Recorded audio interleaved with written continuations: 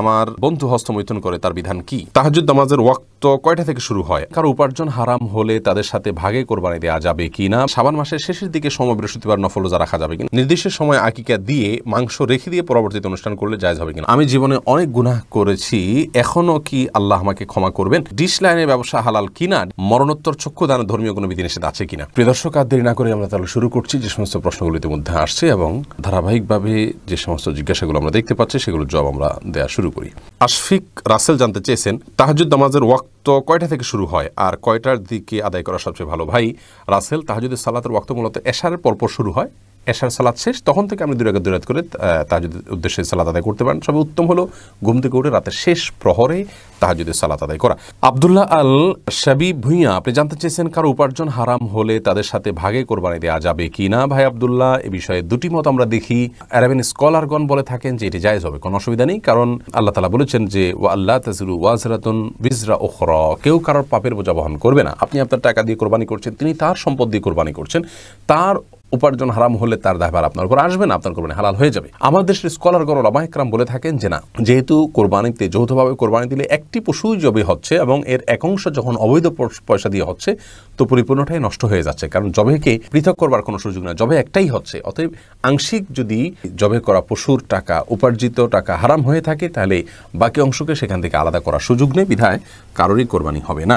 তবে প্রথম মতটি তুলনামূলকভাবে আমার কাছে অধিকতর শক্তিশালী মনে হয়। আফরিন সুলতানা জান্নাত আপনি জানতে চেয়েছেন, শাবান মাসের শেষের দিকে সোম বৃহস্পতিবার নফল রোজা রাখা যাবে কিনা? শাবান মাসের শেষের দিকে রোজা রাখা অনুচিত, বিশেষ করে একদম শেষের দিনটা ইয়ামুশ শক বলা হয়, 29 শাবান, সেদিন রোজা রাখা স্পষ্টভাবে নিষিদ্ধ। নবী সাল্লাল্লাহু আলাইহি ওয়াসাল্লাম নিষেধ করেছেন নাহান সিয়াম ইয়ামুশ শক, শেষের দিন, শাবানের শেষের দিন রোজা রাখতে নিষেধ করেছেন।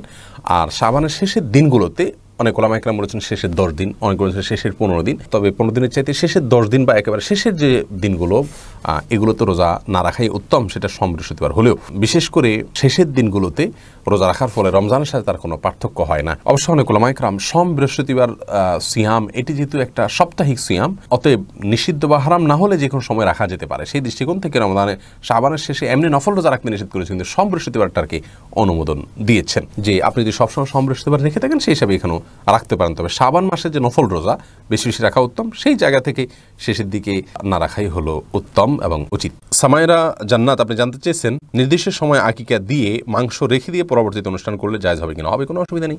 আকিকা 7ম, 14তম বা 21তম দিনে রাখা দেওয়া উত্তম বাচ্চা জন্মের। অতএব সেদিনে আকিকা করে অনুষ্ঠান করবার জন্য আপনি গোশত রেখে পর অনুষ্ঠান করলেন, কোনো অসুবিধা নেই। অনুষ্ঠানটা মুখ্য না মুখ্য হলে ওই দিনে পশু জবাই করাটা। মাশফিক আপনি জানতে চেয়েছেন, আমি জীবনে অনেক গুনাহ করেছি, এখনো কি আল্লাহ আমাকে ক্ষমা করবেন? অবশ্যই আল্লাহ রাব্বুল আলামিন ক্ষমা করবেন। আল্লাহ বলেছেন ওয়াতুবু আইয়ুহাল মুমিনুন, হে বান্দারা তোমরা সবাই আল্লাহর কাছে তওবা করো, ইন্নাল্লাহা ইয়াগফিরু যুনুবা জামিআ, আল্লাহ তাআলা সমস্ত অপরাধ মাফ করবেন যদি মানুষ তওবা করে। তওবা কি? আমি গুনাহ থেকে সরে আসলাম, লজ্জিত হলাম, নিজের কর্মের কাণ্ডের জন্য চরমভাবে লজ্জিত হলাম, আল্লাহর কাছে ক্ষমা চাইলাম এবং ভবিষ্যতে আর করব না এ মর্মে প্রচণ্ড রকমের সংকল্প করলাম, এটার নাম তওবা। ফিরে আসা, ছেড়ে আসা, এটা করলে আল্লাহ রাব্বুল আলামিন আমাদেরকে মাফ করবেন বলে ওয়াদা রয়েছে। বিধায় আপনি নিরাশ হবেন না, আল্লাহ তাআলা সমস্ত অপরাধী মাফ করবেন যদি আপনি তওবা করার মতো করেন। এরপরে জালিস আপনি জানতে চেয়েছেন, আমার বন্ধু হস্তমৈথুন করে তার বিধান কি? ভাই, আপনার বন্ধু যিনি হস্তমৈথুন করছেন তিনি হারাম কাজ করছেন। হস্তমৈথুন করা অপরাধ, জেনা করা যেরকম গুনাহের কাজ, হস্তমৈথুন করা এরকম গুনাহের কাজ। অনেক ভাই বোন এটিকে তেমন কোনো দোষণীয় মনে করছেন না। আল্লাহ রাব্বুল আলামিন যৌন চাহিদাকে চরিতার্থ করবার জন্য বা যৌন চাহিদা মেটাবার জন্য, পূরণ করবার জন্য স্বামী স্ত্রীর মিলন ছাড়া অন্য কোনো পদ্ধতি, কৃতদাসী রয়েছে, সেই কৃতদাসী স্ত্রীর মতোই অনেকখানি। শরীয়তের স্ত্রীর অনেকগুলো বিধান তার জন্য প্রযোজ্য হয় এবং স্ত্রীর মতোই আল্লাহ রাব্বুল আলামিন সেটাকে সুযোগ দিয়েছেন। অতএব সেটা নিয়ে আবার বিস্তর আলোচনা আছে, কেন দিয়েছেন এবং এটা ছাড়া বিকল্প আর কিছু আছে কিনা, আদৌ কোনো বিকল্প আসলেও নাই। যাই হোক, সেটা আরেক বিষয়। কিন্তু এই হস্তমৈথুনের মাধ্যমে বা অন্য কোনো উপায়ে নিজের যৌন চাহিদা মেটানোটা জায়েজ নাই, গুনাহের কথা। বিধায় এটি থেকে বেঁচে থাকার চেষ্টা করতে হবে। ফারহাদ বিন জাহাঙ্গীর জানতে চেয়েছেন, ডিশ লাইনের ব্যবসা হালাল কিনা? ডিশ লাইনের ব্যবসা থেকে, ডিশের সংযোগ থেকে বেশিরভাগ মানুষই হারাম কাজ করে থাকে, সেজন্য এই ব্যবসাকে অবশ্যই একজন ইমানদার অ্যাভয়েড করা উচিত, এটি করা উচিত নয়, যেহেতু বেশিরভাগ ক্ষেত্রে এটার হারাম এর ক্ষেত্রেই ব্যবহার হয়ে থাকে। যদি হালাল হারাম দুইটারই ব্যবহারের অপশন আমভাবে উন্মুক্ত থাকতো এবং সুযোগ থাকতো তাহলে সেটি জায়েজ হতো, কিন্তু এখানে প্রায় সবাই বলতে গেলে হারামের ক্ষেত্রে ব্যবহার করে অনেকটা সুনিশ্চিত। এই জন্য এটাকে ব্যবহার করা এই ব্যবসা করা উচিত হবে না একজন ইমানদার মানুষের জন্য। আব্দুল্লাহ নোমান আপনি জানতে চেয়েছেন মরণোত্তর চক্ষু দানের ধর্মীয় কোনো বিধিনিষেধ আছে কিনা। যদি কোনো ব্যক্তির চক্ষুর প্রয়োজন হয় এবং কোনো ব্যক্তি বলে যায় যে আমার মৃত্যুর পরে তাকে দিও, তার এটা প্রয়োজন, তাহলে এটা জায়েজ আছে। কিন্তু আজকাল একটা ট্রেন্ড চালু হয়েছে যে আমি মরে গেলে এটা তো পচে গেলে নষ্ট হয়ে যাবে, কী লাভ, এই জন্য সব অঙ্গ প্রত্যঙ্গগুলো দান করে যায় যে সেগুলা কারোর লাগলে সে ইউজ করবে। এই কারোর লাগলে ইউজ করবে অর্থাৎ এই মুহূর্তে প্রয়োজন আছে এমন নয়, বরং লাগলে ইউজ করবে এই ধারণা থেকে দিয়ে যায়, সেটি কিন্তু জায়েজ নয়। এটি মানব দেহের অপমান, মানবতার অপমান।